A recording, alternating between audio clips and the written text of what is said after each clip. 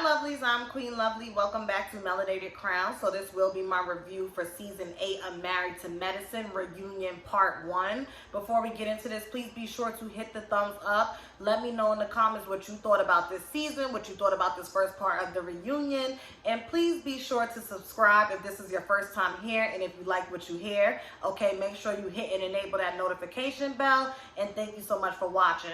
So this first part was like real calm, which is okay with me because, you know, I'm getting to a place where I'm starting to become real sensitive. Like when they start doing all that yelling and shit, I'm like, child, I got a headache, okay? And I watched the BET Awards yesterday, so I didn't catch it live. I went back and watched the playback at like 1 o'clock this morning. So I just was like in the bed like, okay, whatever, get to the point. So let's start with Anila and Toya's friendship. First of all, let's start with the looks. Anila, no. Somebody said that Simone looked like she belonged on a Just For Me perm box. Like, Simone, you giving prom in the 90s. You too mature. Okay, I'm not gonna say you too old. You too mature. Like, what? No. And it's disappointing because this season I really liked the blonde streaks and details in your bob wig. It actually took some years off of you, and then you went ahead and just took it back to, like, you know, middle school prom. Or like, girl, no. Toya looked cute. I like how she put the details on. That was cute.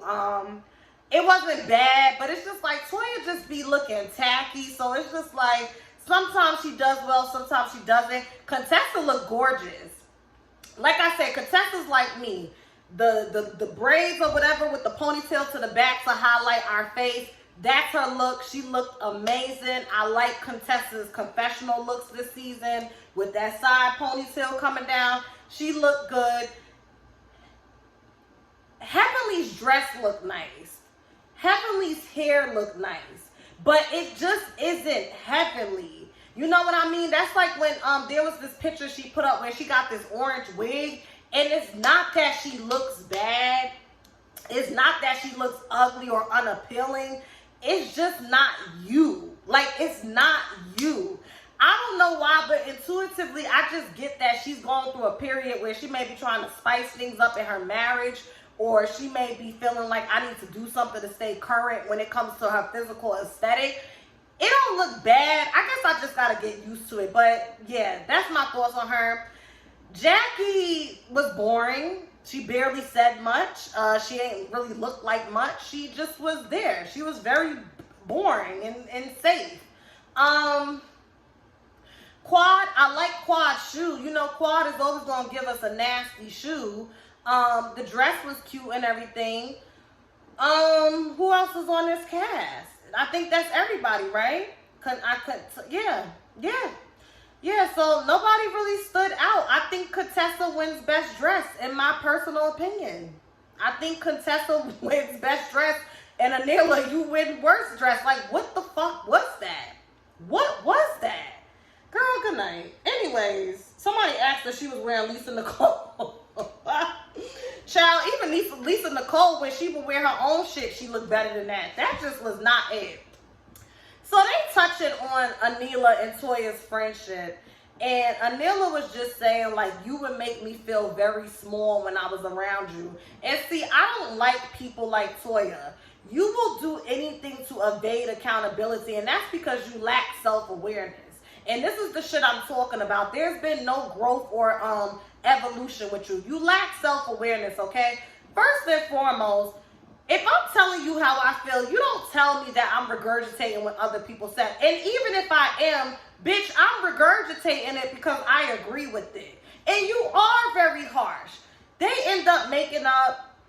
I'm not going to lie. Anila tried to pull a Phaedra Parks and bring receipts, you know, proving that she does pay her bills and whatnot. And Toya was saying, no, I wasn't saying that you don't pay your bills. I'm saying you don't pay it on time. And she goes to read a text message that the makeup artist allegedly sent her, like a screenshot basically saying, I hate to ask you again, but I need my money. And then Anila goes, you haven't given your makeup artist a raise in 8 years. And see, that makeup artist is messy in itself, because first of all, if you have an issue with Anila, take that up with Anila. I can get if Toya introduced them to one another, why he or she would feel the need to talk to Toya like, yo, your homegirl hasn't paid me. But for Anila to know that you allegedly have not given this makeup artist a raise in 8 years, that makeup artist talks about both of y'all. Yeah, whatever. So what's next? Because it was a lot of filler type of shit. Because I'm just going to hit the big stuff and I'm going to get up out of here. Let's just stay on Toya. Toya breaks down and cries because they do this little compilation of her just being an asshole all season. Her being, you know, a lower vibrational Aries, okay? And Toya's thing is, you know, the pandemic was hard. There were times where Eugene would cough in her sleep. In his sleep, he was seeing death every day. He was going through depression. Nobody asked how they were doing. And to Heavenly's point, the pandemic was hard on everyone. And I think the reason why, it's a few reasons here. First of all, the reason why it's hard for people to feel sorry for you, Toya, is because you're a fucking asshole. Even before this fucking pandemic, you've always been an asshole. You've always had little to no regard for people's feelings, little to no regard of what comes out your mouth and how it's going to make people feel, and little to no regard and little to no loyalty.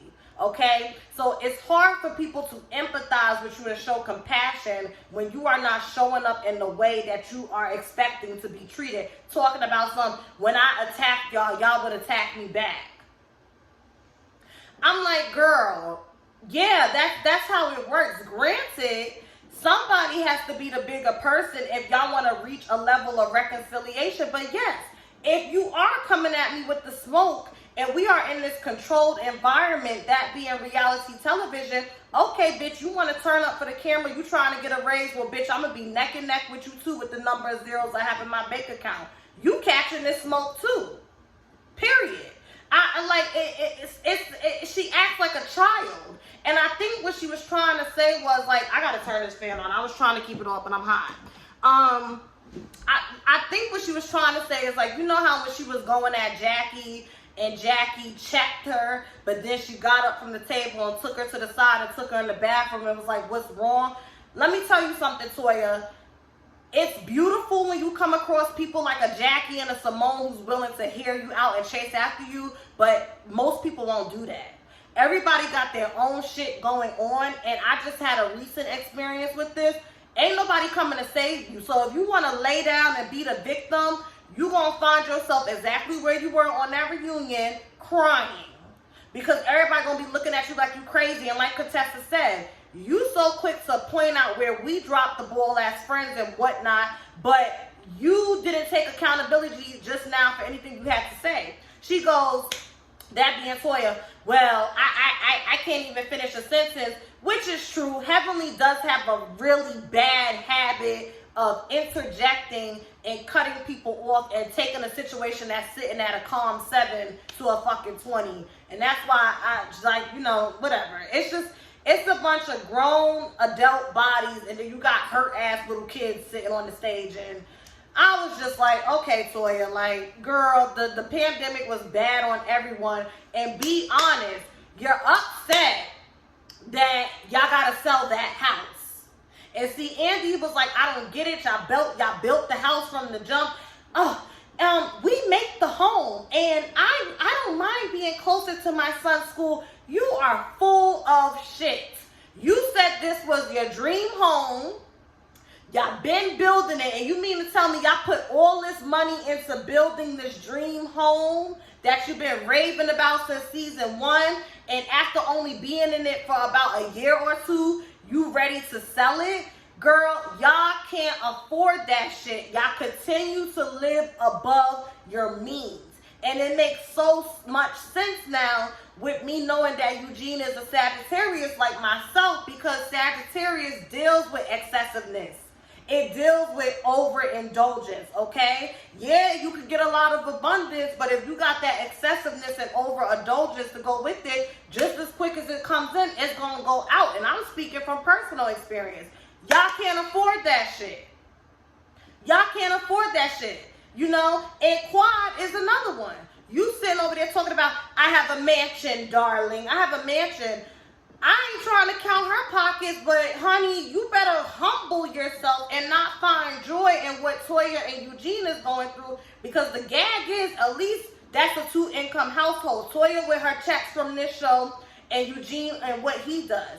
Quad, you a part-time cast member on this show. So you better tread lightly too. And that's the thing with Toya and Quad. They're very similar. Always the victim. It's always everybody else's fault. And you got to beat them into the ground for them to take accountability and see the error in their ways. And they both try to pretend to be something they're not. Period. What else happened? Scott and Contessa. Because like I said, it wasn't really too much that stood out. Contessa has filed for a legal separation. Here's the thing. Okay, Contessa keeps talking about how the stakes is high. She got 3 kids, this, that, and the third. Let me tell you something as somebody who came up in a 2-parent household. The shit is not all it's cracked up to be when the 2 parents in that fucking household resent each other, hate each other, despise each other, argue with each other.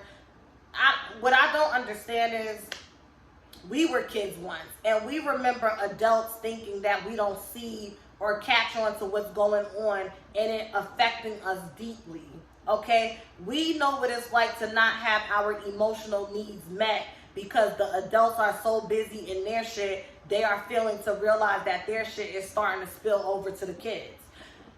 Contessa, you would have to be a fool, you and Scott, if you think that staying together is what's best for those children as opposed to parting ways. Your husband is cracking jokes with your kids that is hurting your feelings. And see, as your daughters get older, they're going to remember these moments where their dad was disrespecting you, but mommy stayed for the kids, and then the generational dysfunction continues. Y'all got to get this shit together. There's a lot of rumors floating around. Some people are saying that they have an open relationship allegedly, and they swing, and that this is merely for a storyline. Some people are saying they don't even have issues and this is for a storyline. And then you have people like me that believe they really do have issues. Scott is full of shit. You did cheat, or you did step out that marriage or do something inappropriate. And for you to do that Instagram post talking about I was just joking. Who fucking jokes like that? And who wants to be married to a man that wants to go out their way to hurt their wife for something that he didn't like? It's a bunch of bullshit. It was very sad. I felt very bad for Contessa. Everybody was on the stage crying because, you know, despite their differences, nobody wants to see a marriage and they all bond by being married or whatever the case may be. And the fact that Quad was the one that said it, I think Quad said it because, you know, Quad was in a similar situation and she left. But, you know, that's pretty much it. Nothing really happened that stood out outside of these 3 things that I just touched on. And I can't wait to see the next 2 episodes because it's going to get deeper. It's going to get deeper. The next episode doesn't come on until July 11th because this coming weekend is Independence Weekend. They couldn't afford to push it back because, you know, trying to compete with the BET Awards. I'm sure BET Awards got most of the ratings. But it's just unfortunate. I'm not judging Contessa. I'm just hoping that she takes a moment and sits with herself and God and is led by what she really needs to do and stop moving in this energy of, well, this is what I'm doing because, like, this is what looks right. You know what I mean? Because you're going to have to answer to them babies, honey. Them babies are going to grow up and be big babies, and then young ladies and young men, and then grown men and grown women. You're going to have some things to answer to. So you need to ask yourself, you know, have enough foresight to be like, listen, do I want my need to continue to perpetuate this false image of a family to, you know, deeply affect my children on an emotional level? And that's it. That was the reunion. Toya and Quad had exchanged some words. Whatever. Like, Quad gets on my fucking nerves. Like, she just really does. You're in a group of women that started off putting you at the bottom. And then you rose to the top, and now because you're no longer married to medicine and you refuse to share certain things, you've been demoted to friend of a show, and you still trying to go out your way to, keep up with the Joneses and prove something to people that actually have money. Simone has money. Dr. Heavenly has money. Contessa has money. Dr. Jackie has money. Anila, the jury's still out. Oh, and her house looks beautiful. Gorgeous. They have money too. So it's funny that the two brokest people, not the brokest, but the two, not, how do you put it? The two people on the show that sit at the bottom of the financial totem pole, y'all are in this pissing contest and talking about each other's houses. And it's just like, and she's like, I did it all by myself. Okay, do you want a cookie? Girl, that's it. That's my review. Y'all let me know what y'all thought of this first part of the reunion. I'll be back to talk about the other parts, and have a great day. Bye.